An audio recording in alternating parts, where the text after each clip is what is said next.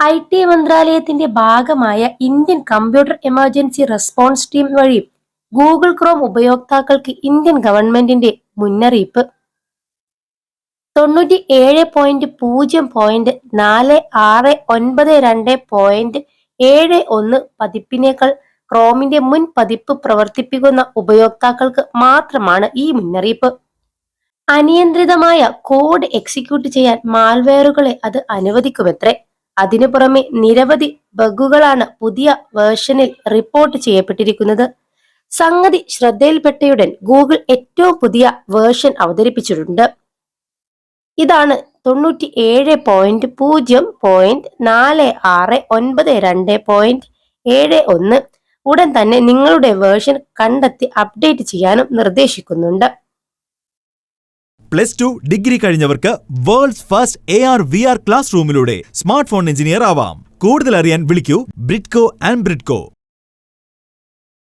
Storage, screen capture, sign in, swift shade, PDF, autofill, file manager, APIകൾ എന്നിവ സൗജന്യമായി ഉപയോഗിക്കുന്നതിന്റെ ഫലമായി ഗൂഗിൾ ക്രോമിൽ വലിയ സുരക്ഷാ പ്രശ്നങ്ങളുണ്ടെന്ന് CERT ഇൻ അഡ്വൈസറി കണ്ടെത്തി.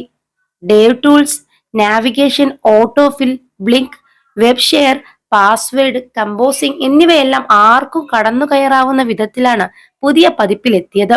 കൂടാതെ മീഡിയ സ്ട്രീംസ്, API, ബുക്ക്മാർക്കുകൾ, ആംഗിൾ എന്നിവയിൽ ഹീപ്പ് ബഫറിന്റെ ഓവർഫ്ലോ, ഓട്ടോഫിൽ, ബ്രൗസർ UIയിൽ തെറ്റായ സുരക്ഷാ UI, V8ൽ കൺഫ്യൂഷൻ ടൈപ്പ് ചെയ്യുക, വെബ് സീരിയലിൽ പരിധിക്കപ്പുറമുള്ള മെമ്മറി ആക്സസ്, ഫയൽ APIയിലെ അൺഇനീഷ്യലൈസ്ഡ് ഉപയോഗവും സർവീസിൽ വർക്കേഴ്സിലെ പോളിസി ബൈപ്പാസും പ്രശ്നം സൃഷ്ടിക്കുമത്രേ. 21 ലക്ഷത്തോളം സന്തുഷ്ടരായ ഉപഭോക്താക്കളും 2 ലക്ഷത്തോളം തിമിര ശസ്ത്രക്രിയകളും പൂർത്തിയാക്കിയ മലബാറിലെ ഏക കണ്ണാശുപത്രി Al Salama high hospital, hospital road, Perinthalmanna.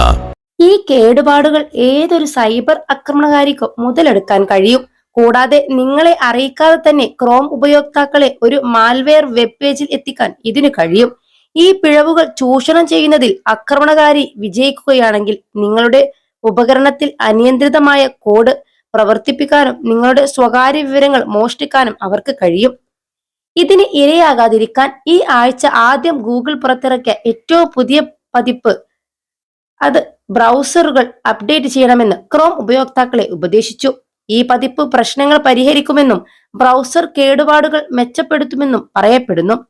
Chrome open ചെയ്ത് സെറ്റിംഗ്സ് എടുത്ത് എബ്രൗട്ട് ക്രോമിൽ വേർഷൻ കാണാം. ഈ പേജിലേക്ക് വരുമ്പോൾ തന്നെ ഏറ്റവും പുതിയ വേർഷനിലേക്ക് ഇന്റർനെറ്റ് കണക്ഷൻ ഉണ്ടെങ്കിൽ ഓട്ടോമാറ്റിക്കായി അപ്ഡേറ്റ് ആവും.